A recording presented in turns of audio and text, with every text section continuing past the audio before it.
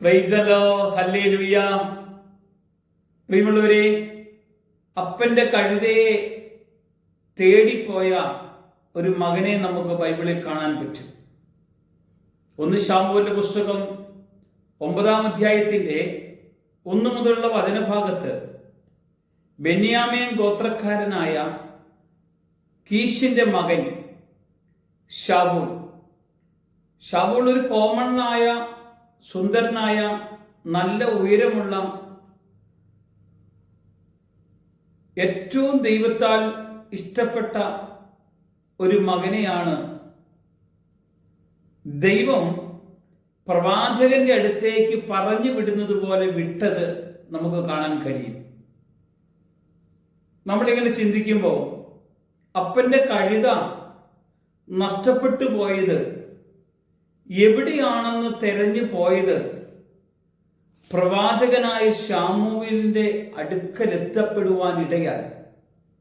ദൈവം മുന്നമേ ശമൂവേലിനോട് പറഞ്ഞു, ഇതാ ബെന്യാമീൻ ഗോത്രക്കാരനായ ഒരാൾ നിന്റെ അടുക്കൽ വരും, അവനായിരിക്കും ഇനി വരാനിരിക്കുന്ന രാജാവ്. കണ്ടോ, മുന്നമേ എല്ലാ കാര്യങ്ങളും പറഞ്ഞു കൊടുത്തൊരു ദൈവത്തെ നമുക്ക് കാണാൻ കഴിയും. നമ്മുടെയൊക്കെ ജീവിതത്തിൽ ചില നഷ്ടങ്ങൾ ഉണ്ടാകുമ്പോൾ, ചിലത് നഷ്ടപ്പെട്ടു പോകുമ്പോൾ, അന്വേഷിച്ചിറങ്ങുമ്പോഴാണ് ദൈവം നമ്മളെക്കുറിച്ചുള്ള ദൈവിക പദ്ധതികളെല്ലാം വെളിപ്പെടുവാൻ ഇടയാക്കുന്നത്. നമ്മുടെ ജീവിതത്തിൽ ദൈവം അങ്ങനെയാണ്. ബൈബിളിൽ തന്നെ 10 താലന്തുണ്ടതിൽ 1 നഷ്ടപ്പെട്ടു പോയപ്പോൾ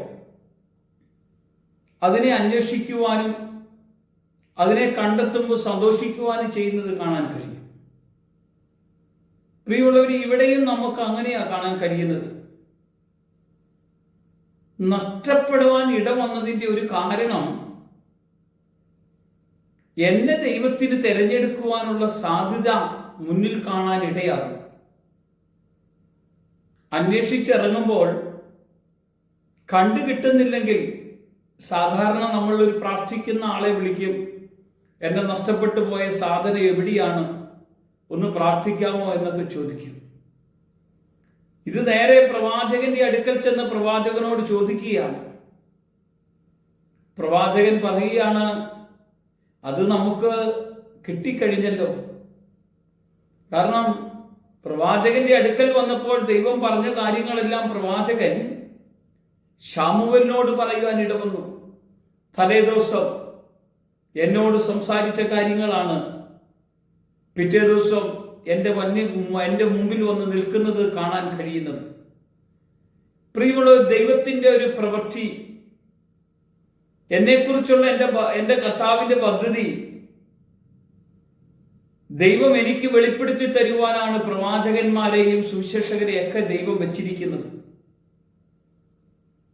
എന്നെക്കുറിച്ചൊരു ദൂത് പറയുമ്പോൾ അത് ഞാൻ ഏറ്റെടുക്കുവാനും അതെന്റെ ജീവിതത്തിൽ നടത്തി തരുന്ന ദൈവത്തിന്റെ കൂടെ ഞാൻ പ്രാർത്ഥനയോടുകൂടി ഇരിക്കണമെന്നാണ് ദൈവം ആഗ്രഹിക്കുന്നത്.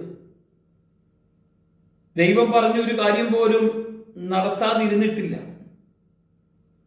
നടത്തുന്നൊരു ദൈവത്തെ നമുക്ക് കാണാൻ കഴിഞ്ഞെങ്കിൽ 10-ാം അധ്യായത്തിലേക്ക് കടന്നു ചെല്ലുമ്പോൾ കഴുതയെ അന്വേഷിച്ച് വന്നവനെ രാജാവായി അഭിഷേകം ചെയ്ത് മടക്കി വിടുന്നത് നമുക്ക് കാണാൻ കഴിയും.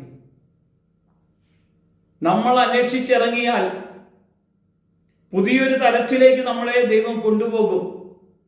ഇങ്ങോട്ട് വന്നത് കഴുതയെ അന്വേഷിച്ചാണെങ്കിൽ അങ്ങോട്ട് ചെല്ലുന്നത് ആള് മാറിയതുപോലെ ഒരു പ്രവാചകന്റെ ശബ്ദത്തോടുകൂടെ ഒരു ദൈവത്തിന്റെ ഹിതം വെളിപ്പെടുത്തുന്ന ഒരു രാജാവായിട്ടാണ് തിരിച്ചു പോകാൻ ദൈവം ശമൂവേലിന്റെ തൈലപാത്രത്തിൽ നിന്ന് തൈലത്തിന്റെ അഭിഷേകം ശാവൂളിന്റെ തലയിലേക്ക് ചൊരിയുവാൻ ദൈവം ഇടയാക്കിയപ്പോൾ അപ്പോൾ മുതൽ ജീവിതം മാറിയെങ്കിൽ, പ്രിയമുള്ളവരെ, ഇതുപോലെ അന്വേഷിച്ച് നമ്മളൊരു കൂട്ടായ്മയ്ക്ക് അകത്തേക്ക് കടന്നു ചെല്ലുമ്പോൾ ദൈവം അവിടെ തൈലം അഭിഷേകമായി നമ്മുടെ ശിരസിലേക്ക് ഒഴിക്കുമ്പോൾ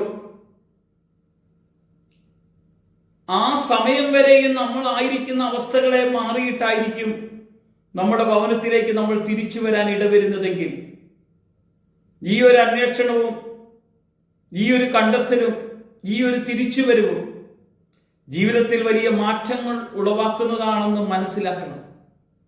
ഇത് മാറ്റത്തിന്റെ ദിവസമായിട്ടാണ് ദൈവം ഇന്ന് ഒരുക്കുന്നതെങ്കിൽ, രാജ്യത്തിന്റെ ഭരണവും ഒരു രാജാവിനെ അധികാരത്തിലേക്ക് കൊണ്ടുവരുന്നതെല്ലാം ചെയ്യുന്നത് ഒരു കർത്താവാണെങ്കിൽ, നമ്മൾ തിരിച്ചറിയണം, ദൈവമാണ് നമ്മളെ നയിക്കുന്നത്.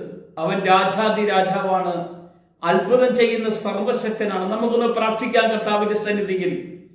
കർത്താവേ, സ്വർഗീയ പിതാവേ, എൻ്റെ ജീവിതവും കർത്താവിനായി ഞാൻ ഏൽപ്പിക്കുന്നു. എൻ്റെ ജീവിതത്തിൽ ചില നഷ്ടങ്ങളുടെ നടുവിൽ ഞാൻ എൻ്റെ കർത്താവിൻ്റെ സന്നിധിയിലേക്ക് മടങ്ങി വരുമ്പോഴാണ്, കടന്നു വരുമ്പോഴാണ്, അന്വേഷിച്ച് വരുമ്പോഴാണ് എന്നെ പുതിയൊരു തലത്തിലേക്ക് അഭിഷേകത്തോടുകൂടെ അങ്ങ് അവിടുന്ന് അഭിഷേകം ചെയ്ത് നടത്താൻ ഇടവരുന്നത്. അവിടുത്തെ കൃപയ്ക്കായി ഞാൻ പ്രാർത്ഥിക്കുന്നു, യേശുവിന്റെ നാമത്തിൽ തന്നെ. ആമേൻ.